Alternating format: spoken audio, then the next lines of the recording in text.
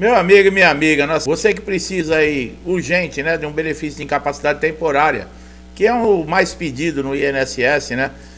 Todo mundo está sujeito aí, por exemplo, a acontecer um acidente, uma lesão, mas não que seja assim para causar uma deficiência ou então uma lesão permanente, né, que fique impedido. É muito difícil. Nesses casos, eu estou falando de aposentadoria por invalidez. Por isso que o auxílio-doença é um dos benefícios mais pedidos e mais comuns do INSS. Se conseguíssemos, né, resolver tudo dentro do próprio INSS, seria muito mais rápido. Por exemplo, para você receber retroativos, a liberação do benefício, né, o pagamento em 30 dias, juntamente com os retroativos, que é o tempo que você ficou aguardando, por exemplo, uma perícia, o INSS ele vai te pagar, tá? Porque desde o do pedido que você fez, vamos colocar que demore um mês para fazer a perícia, é feita a aprovação, você vai começar a receber desde lá da data do primeiro pedido. Então tudo é mais fácil, tudo é mais simples dentro do INSS.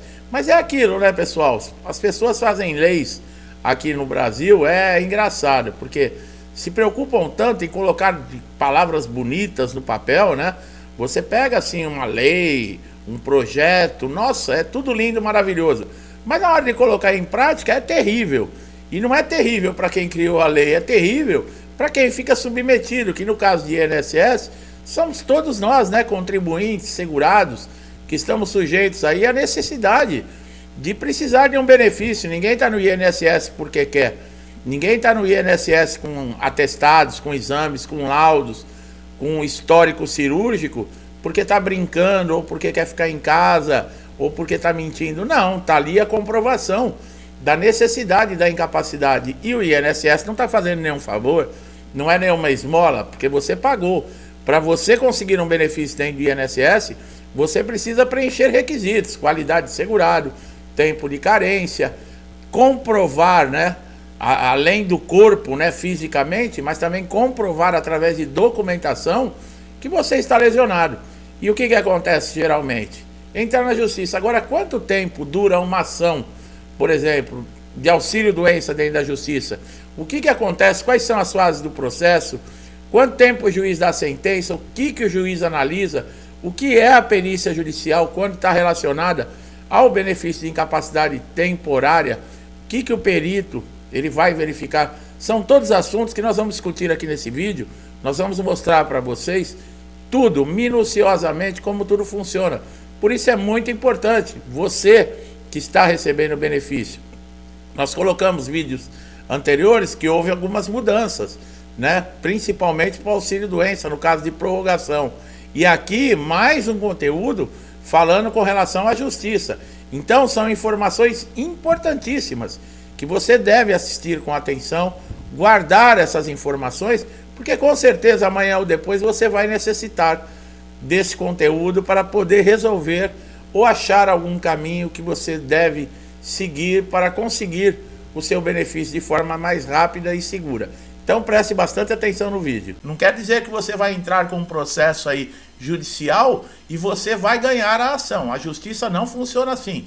Para você conseguir ganhar uma ação judicial, seja ela contra o INSS ou qualquer outro tipo de ação, você tem que ter provas, você tem que demonstrar testemunha, você tem que ter muitos elementos favoráveis que vão dar base para que a lei seja cumprida. Porque se não for assim, qualquer um entra pedindo o que quiser, e se não tiver a lei, não seguir a lei, o magistrado vai seguir a sua própria opinião. E nesse caso, o risco de se fazer uma grande injustiça é enorme. Então nós vamos falar tudo relacionado à ação judicial nesse vídeo. Por isso é muito importante que você acompanhe esse vídeo até o final para que você não perca nenhuma informação. 10, 15 minutos que você assistir esse vídeo vale um conhecimento de meses ou até anos, para você não ficar perdendo tempo sem saber o que fazer quando o INSS, por exemplo, tomar uma decisão que não seja favorável a você. Então, meu amigo, minha amiga que estão chegando aqui pela primeira vez, vocês podem também aproveitar todos os conteúdos já existentes do canal, que já ajudaram muita gente, e eu tenho certeza que vai lhe ajudar muito também. Vai tirar muitas dúvidas, vai lhe mostrar caminhos, vai lhe trazer conhecimento. como já ajudou muita gente aqui, vocês podem aí verificar através dos comentários do canal. Então não deixe de assistir esse vídeo até o final, porque você vai sair muito bem esclarecido. Bem, como nós falamos, vamos falar de processo aqui, especificamente de INSS. Um magistrado, para ele tomar uma decisão, ele se apoia em cima de leis. Existem as leis para que ele saiba o que realmente deve ser feito. E esse magistrado, ele tem todo esse conhecimento, mas ele precisa de bases, precisa de elementos para tomar uma decisão, para se fazer cumprir a lei. Quando um segurado do INSS, que teve seu pedido negado, por exemplo, um pedido de auxílio-doença, um pedido de pensão por morte, um pedido de auxílio-acidente, o INSS legou, por exemplo, foi necessário, nos benefícios de incapacidade, se passar por uma perícia judicial. Esse benefício foi negado, o perito não constatou nenhuma incapacidade e não respeitou, muitas vezes injustamente, o direito desse segurado. O que acontece? Esse segurado vai e recorre à justiça. Um processo judicial, ele é diferente do INSS, tanto os prazos como os trâmites. Existem elementos que, por exemplo, no INSS podem até passar, na justiça não. Como nós falamos, os elementos que vão fazer com que o magistrado se baseie na lei, quais são? São documentos, testemunhas, principalmente nós vamos falar da documentação atualizada, pessoal. Tanto no INSS como também nas ações judiciais, você apresentar laudos, documentos, laudos de fisioterapia, receituários, demonstrar para esse magistrado que você realmente tem a incapacidade. Isso é demonstrado não com a sua palavra, mas sim com a documentação. Por isso é muito importante estar atualizado, como nós falamos, um laudo médico com no máximo 30, 60 dias, com o seu nome, carimbo do médico, CRM do médico, o CID da doença, tá? No INSS é importante, mas também na ação judicial é muito importante. E uma previsão, por exemplo, de afastamento. A partir do momento que essa ação chega na mão do magistrado, ele vai verificar, é necessário para os benefícios de incapacidade, como nós falamos, de perícias judiciais. Nesse processo, ele já vai ver que o INSS negou, no caso, a perícia, constatou que não existia incapacidade. Ele não vai julgar em cima da decisão do perito. O magistrado, ele tem à disposição dentro da justiça peritos judiciais. Existem peritos judiciais para todos os tipos de processo. Para o INSS, esses peritos judiciais geralmente são especialistas médicos. Por exemplo, no caso de ortopedia, neurologia, que são os pedidos de incapacidade mais solicitados dentro do INSS e também os que têm mais ação judicial, principalmente o de incapacidade temporária, que é o antigo auxílio-doença. Então, o que o magistrado ele vai fazer? Ele vai convocar um perito judicial da sua confiança e no caso, por exemplo, o problema é ortopédico, esse perito ele vai ser um especialista em ortopedia. O problema é neurológico, vai ser um neurologista, um especializado em neurologia. Como também tem problemas psiquiátricos, existem diversos problemas e o magistrado vai procurar adequar esse perito para que ele seja um especialista nessa área. Agora, a palavra do perito, ela define o processo? Veja bem, o perito ele tem uma responsabilidade muito grande. Inclusive, no caso, por exemplo, do perito não se manifestar com relação ao processo, ele pode perder até a sua credencial de perito judicial. Existem casos de punição dentro da lei para os peritos que não se manifestarem. Então, nesse caso, o perito judicial ele é obrigado a se manifestar. Mas será que ele é favorável ao INSS ou será que ele é favorável aos segurados do INSS?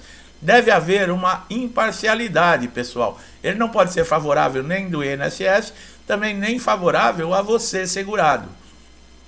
O perito está ali para analisar a sua incapacidade, para ver até que ponto você está sem condições de desempenhar a sua função, se ela é realmente temporária ou se é permanente, porque essa decisão é uma das que mais vai pesar quando o juiz pegar lá o processo e ler.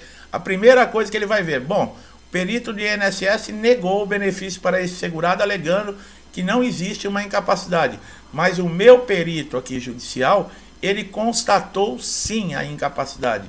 Inclusive se ela é severa, se ela é leve. ou então se ela é uma incapacidade permanente que pode gerar, por exemplo, uma aposentadoria por invalidez, que é no caso a incapacidade permanente, que também mudou o nome.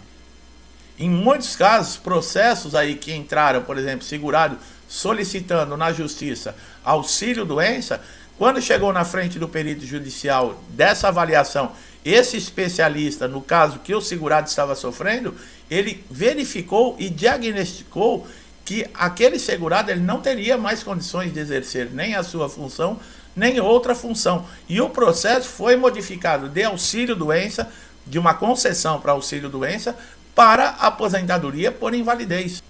Muita gente não sabe disso, nós já demos essa informação aqui no canal, e o magistrado, no caso, aceitou a determinação, aceitou esse diagnóstico que esse perito judicial fez e mudou o processo e aposentou esse segurado por invalidez.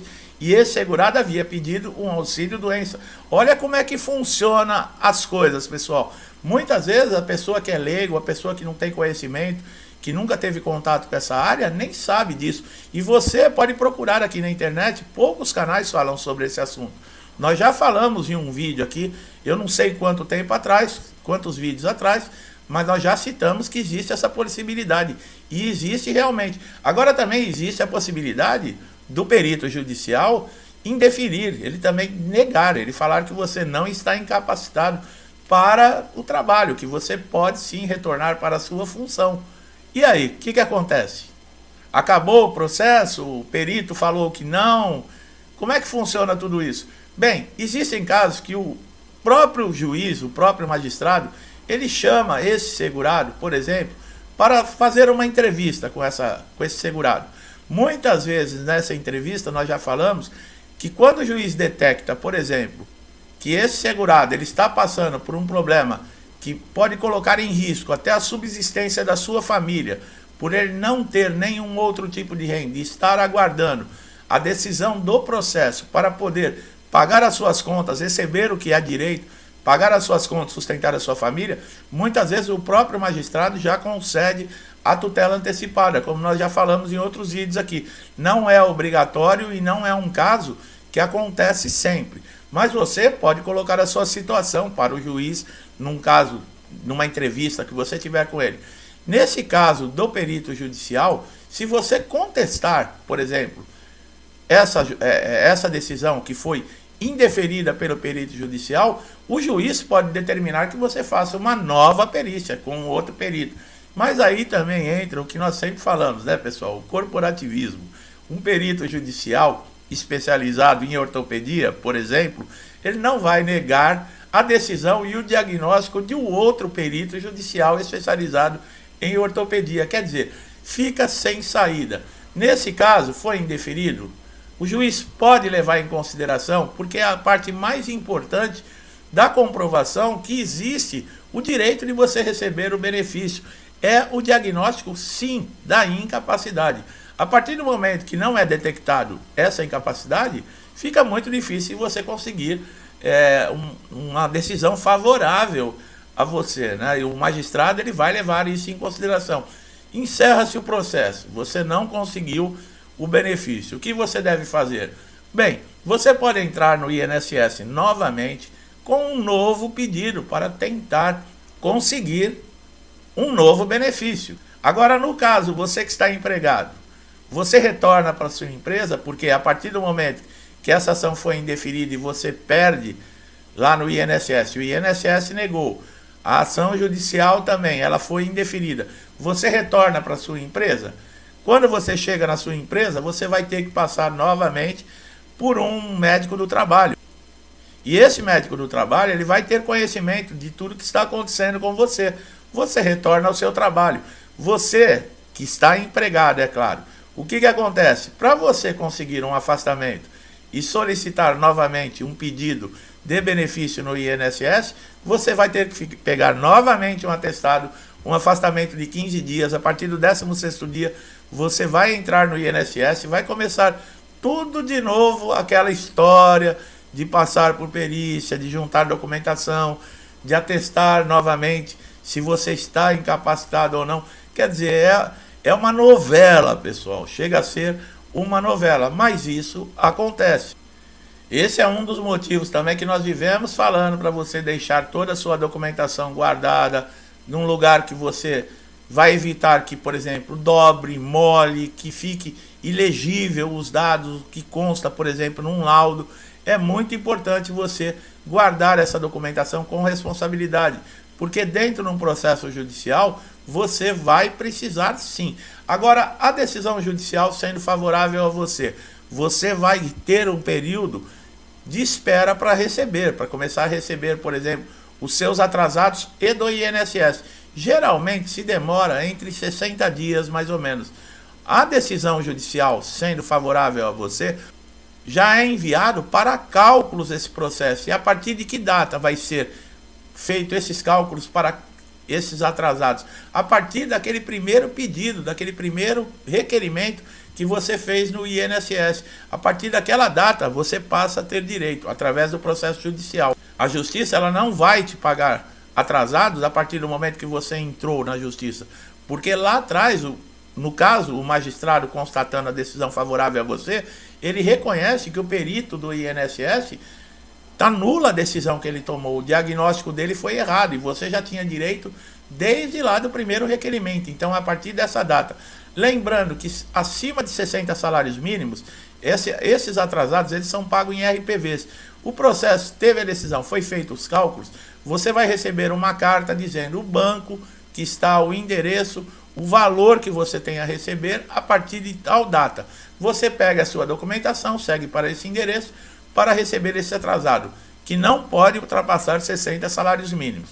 Esses são pagos em requisições de pequenos valores, conhecido como RPVs. Acima de 60 salários mínimos, já passa para precatórios. Esses precatórios dependem de liberação do governo para você receber. Geralmente é feito uma vez por ano. Então pode demorar um pouquinho mais, mas você também recebe esse dinheiro. Então fique bem claro, pessoal, nem sempre uma decisão de um processo judicial contra o INSS ele é favorável ao segurado. Mesmo a perícia judicial também não quer dizer que o perito judicial ele vai ser favorável ao INSS ou favorável a você. Responsabilidade e imparcialidade ele tem que ter, porque isso também pode dar até problemas de responder na justiça e dar até prisão para esses peritos.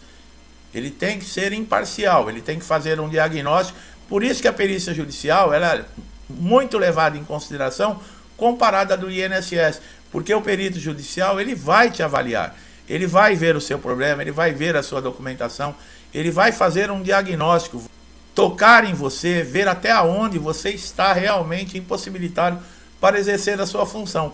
Nesse caso, ele diagnosticando, como nós falamos, é uma lesão leve. Não, é uma lesão grave que o impede para toda e qualquer função. Você sai aposentado por invalidez ainda, com uma decisão que você não esperava. Meu amigo, minha amiga que chegaram aqui a primeira vez, eu espero que esse vídeo tenha sido esclarecedor, que tenha tirado dúvidas, que tenha lhe levado conhecimento. Conhecimento é alguma coisa que ninguém tira de você. Se você gostou do nosso trabalho, não deixe de dar um like aqui no vídeo, se inscrever no canal, ativar o sininho de notificação para sempre estar recebendo nossos novos conteúdos. Meu amigo, minha amiga que estão sempre aqui comigo, muitos desde lá do início do canal, eu não canso de agradecer, meu muito obrigado, que Deus lhes abençoe, traga paz, harmonia, muita tranquilidade para você e para toda a sua família. Um forte abraço a todos e até os próximos vídeos.